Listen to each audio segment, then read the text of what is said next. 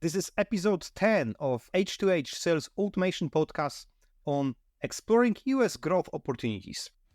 Let's build a business based on H2H, not B2B, but human-to-human sales and marketing automation. A human approach is the only one that sells. Hello everyone and welcome to our show. My name is Bart and I invite guests for a short 20 minutes interview to inspire you and improve your sales and marketing the human way. Today, I'd like to welcome Peter Malick, founder and CEO of Inbound AV, my fellow partner at HubSpot, dialing in from California. Hello, Peter. Hi, Bart. Thanks for having me on. Thanks, Peter, for having me on. And first of all, I'd like to say it's just amazing. After all of these changes with pandemic, again, I will reflect on this, that we all kind of can work on different time zones. We can have a conversation while you're enjoying the coffee. I probably will be enjoying my dinner soon. So this is brilliant. This is fantastic opportunity. Exactly. And I'd like to discuss a little bit more about US, not UK, not any other parts of the world, but maybe your experience. Fair enough. I found 20 on your LinkedIn, 20 years plus experience of marketing and strategic expertise. You clearly know what is going on now. I hope to. You know something, actually, I don't think anyone clearly knows what is going on now. Things are moving so fast that none of us can keep up 100%. So you serve your clients in the US market, you see the trends. First question is, how all the business actually adopted into and transitioned US business into the remote working? Well, I may not be the perfect person to ask that. So I started Inbound AV 6.5 years ago, and we were remote right from the beginning. I started it solo. I was a solo entrepreneur. And my first hire was, I'm in Los Angeles, California. My first hire was in Kansas City, Missouri. Wow. And we were off. And so my business has not changed over the pandemic, although we did definitely see a pretty large uptick in business when the pandemic hit. But I think that, remote working makes sense, and it makes a lot of sense. And I think that for a large company, maybe the ideal model is to have a hybrid model where you're in the office a day or two a week. But I think there's been a lot of studies that shown that remote workers accomplish more. But at the same time, I think the face-to-face, in-person sense of community is harder to develop online. It is indeed. I have to say, it's whether you're growing or you're starting or whatever journey in your business you're in, it is a time that people actually need to have a conversation with other people, not avatars in front of the cameras. I know, exactly. I couldn't agree more.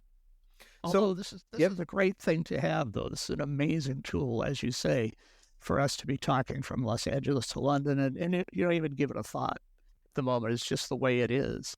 And it was not that many years ago where that was even the concept was seemed impossible.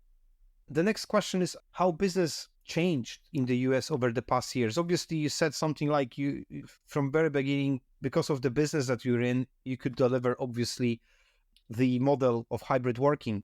Now, moving on, the clients that you're serving in the US, how they've adopted, what has changed in terms of the system usage, in terms of adoption of the technology, in terms of openness, AI, like obviously last 12 months is always about AI.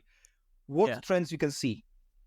Well, I think, first of all, our clients are all over the U.S. And so we can't be in person with our clients, or the great majority of them.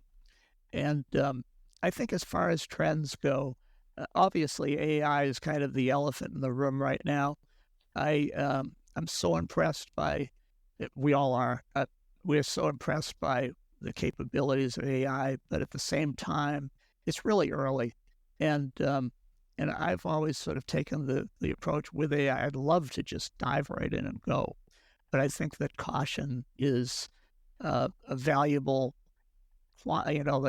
thing to have because AIs are not perfect. AIs sometimes deliver incorrect information.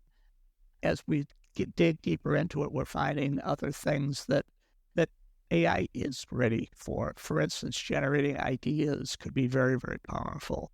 And then sort of writing off of that. But I think there's always a caution in as much as we don't know how search engines are going to treat AI content going forward. So, to take you back to the early days of when the internet was first growing, in order to rank on Google, all you had to do was take a keyword and stick it on a page 100 times, which is basically unreadable, but you'd end up on, the first page of Google. And then Google figured out, oh, this really is a really great way to measure this. And many of the companies that they, awarded front page placement with became toxic domains because it was totally against the new Google algorithm. So I have to wonder, in these early days of AI, if you invest fully in AI content on your website, on your client's website, are you really taking a risk that might sort of come back to bite you? And a pragmatic approach. I think it's a time when we have new toy and always and someone like I'm really like the everything new tech and playing with everything, but then having actually, do I really need this or how am I gonna use it? That kind of questions, isn't it? Yeah, it really is. Although, I mean, have you played around with ChatSpot and the Content Assistant in HubSpot? Yes, I did. Yeah. Yeah, I mean, I think that both of those concepts are really powerful, especially ChatSpot, which is a chat bot that basically goes into HubSpot to help you work with HubSpot. And so it's a controlled environment. There's no, or there should be no information that's irrelevant in that system. And so I think that sort of use can be an enormous time saver and an enormous, fantastic tool to help you get your work done, and also work on keeping prospects top of mind. And it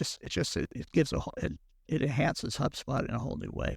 I like your comment about a closed environment, and this is probably, this might be the kind of idea that we all kind of agreement between, I don't know, within the business even, how we're gonna use enhanced tools such as AI is with a closed environment that we have some kind of control over that. What I really like about that and ChatSpot, yes, I played with that. It's brilliant. Probably it will gonna change everything. You're just gonna ask about who actually clicked last of our email on our website, or just engaged with us, and just give us a prospect, which is kind of massive tool for everyone who is actually about to grow the business. So in terms of AI, we talk about the growth opportunities, about the change. So next 5 to 10 years, what sort of business do you think will get and see a growth in the US market? Okay, so my two top choices are not directly related to AI. And one is cybersecurity, IT. There are countries out there, and we all know which they are, who they are, and they're a part of their income business revenue model is to hack sites and demand ransomware. And that's huge business.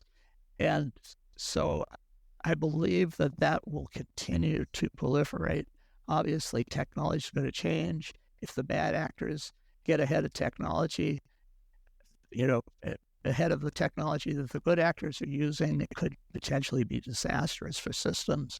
So I think that AI is going to become, that IT is going to become more and more crucial to have a really robust program in your company, whether your company is a huge enterprise with thousands of employees or whether it's just, a handful of people with 4 or 5 computers. And the second one is environment.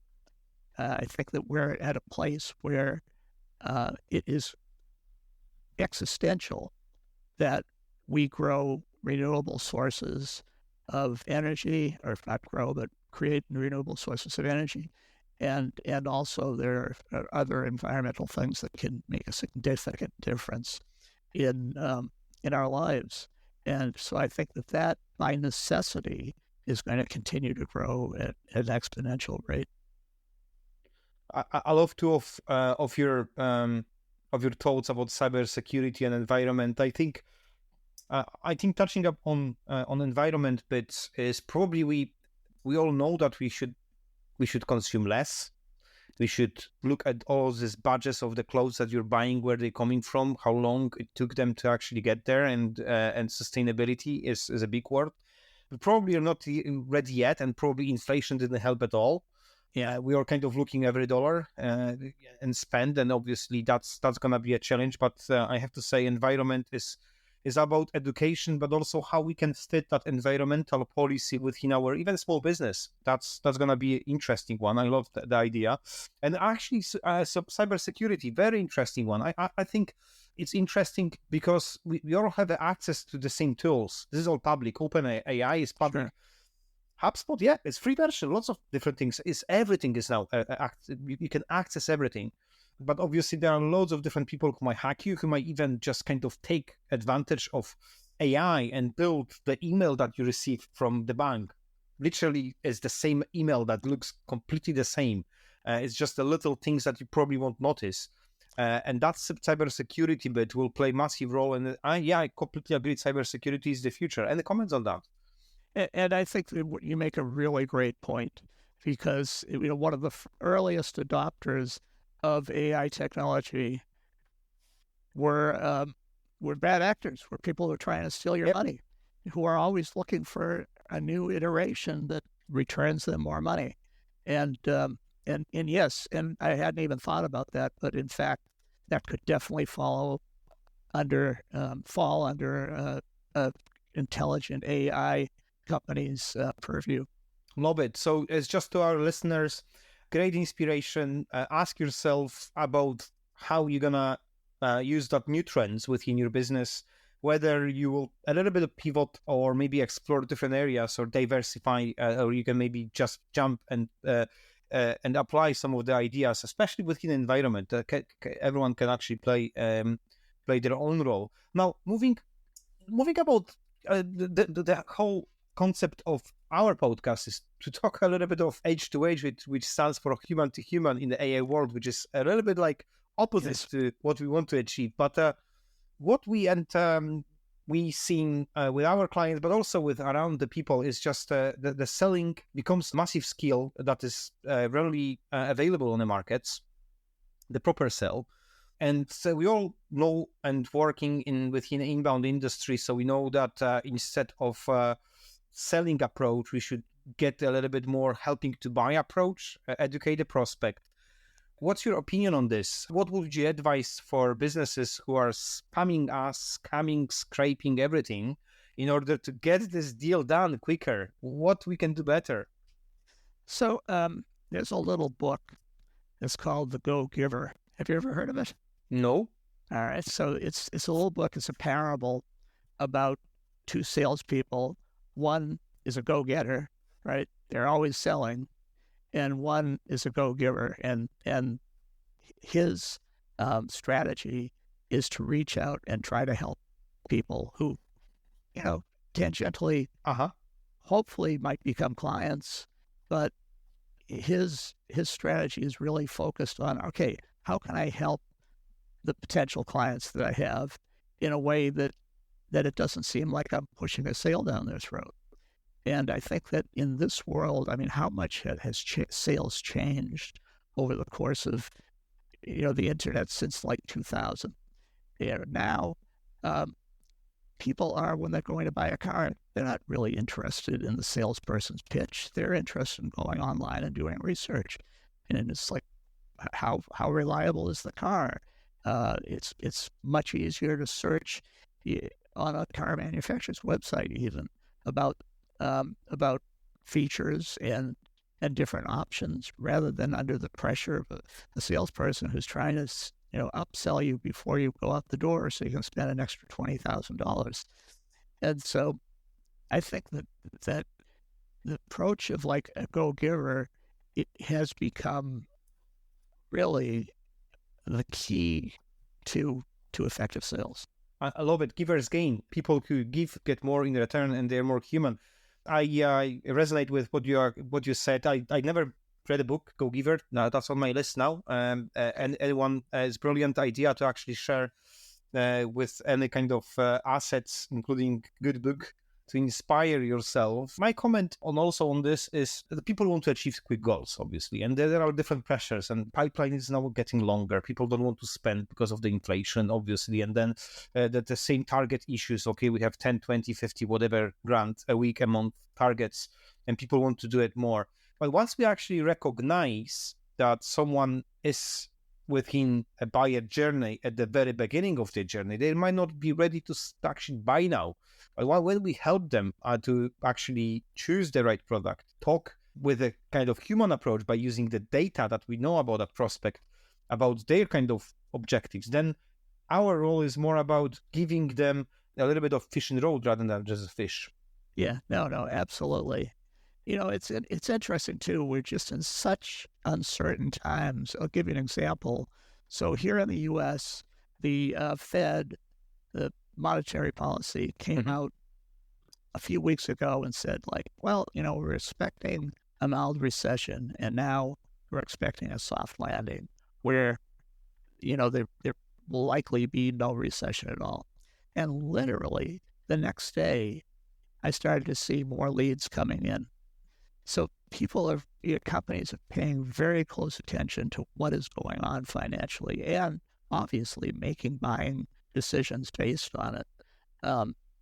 So I asked one of our larger HubSpot clients, they're a franchise business, the fastest growing franchise business in the U.S. last year, and I had a conversation with their president, I guess a week or so ago, and I brought that up to him, and he said, absolutely, what you experienced was not a fluke or anything.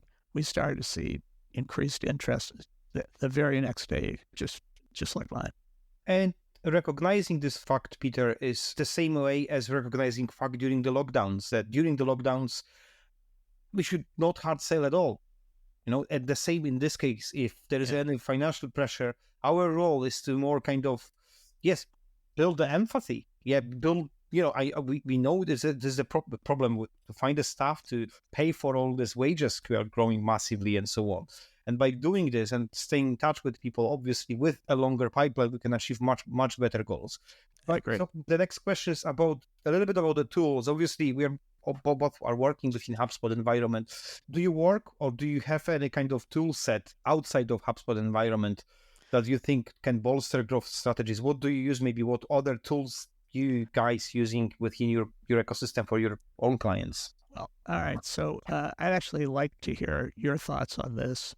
But one of the things that I've been seeing is that Google AdWords have been become much more and more expensive, especially for a business that's a niche, that they're looking for a very sort of narrow group of people.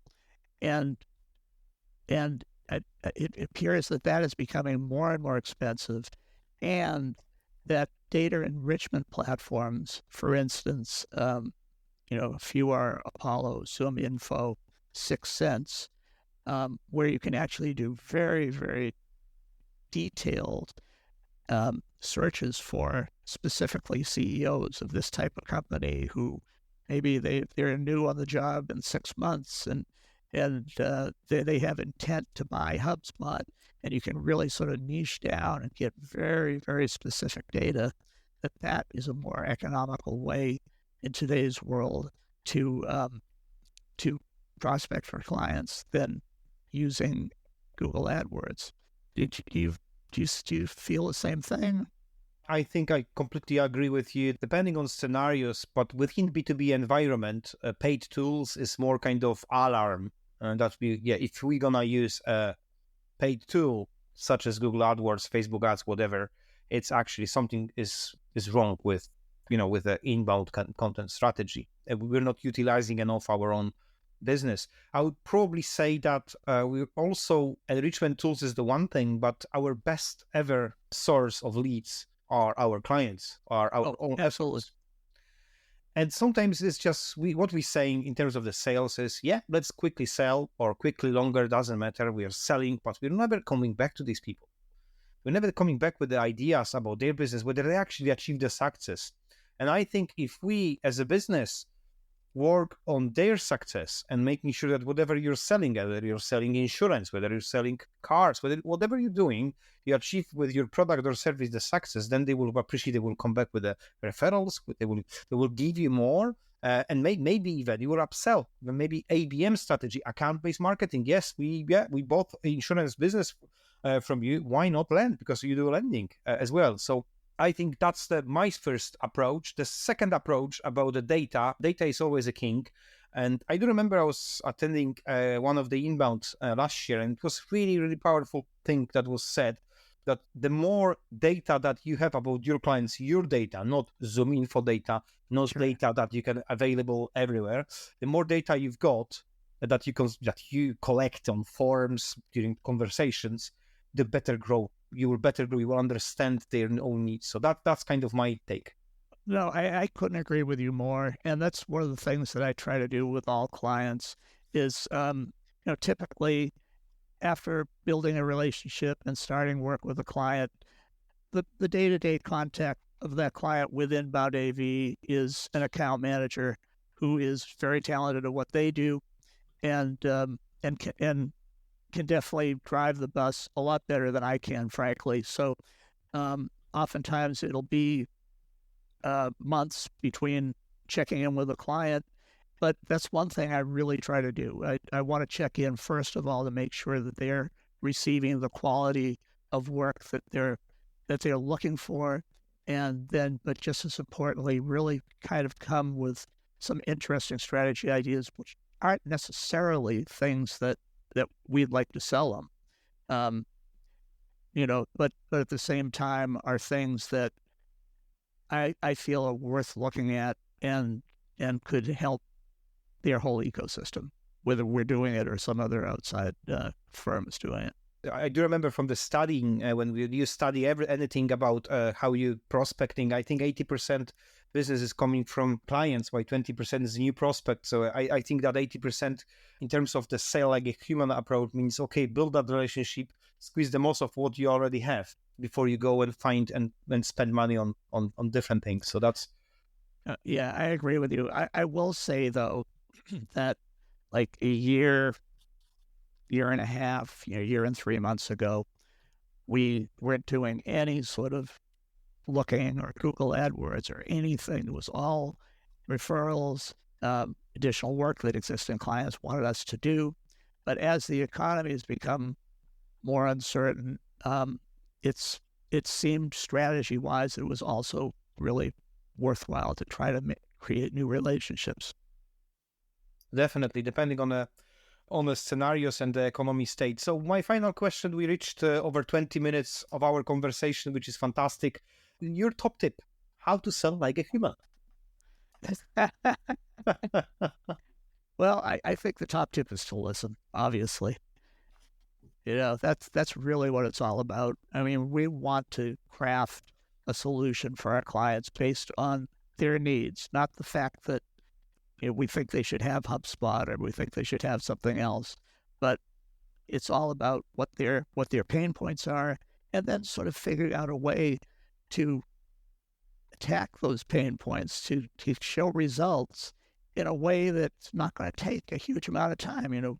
We always look, first of all, when we're talking to a new client about, what in your infrastructure could possibly move the needle for you the fastest. And that's what we want to try to go after, is to actually start to show some results to clients as immediately as possible. And so I think that would be my key number one subject. Love it. And I think we have 2 years. Yes, that's the saying, just one mouth. Let's use this accordingly. That's top tip. Peter, wonderful. Thank you very much. I hope you all enjoy our conversation. I'd like to ask everyone, please subscribe to our channel. Let us comment. This is all for you, for us to share whatever we can help you to grow your business the human way. Once again, Peter, thank you. Bart, thank you. Thanks for having me on. It's really good to see you. And I'll look forward to the next time. Let's build a business based on H2H, not B2B, but human-to-human sales and marketing automation. A human approach is the only one that sells.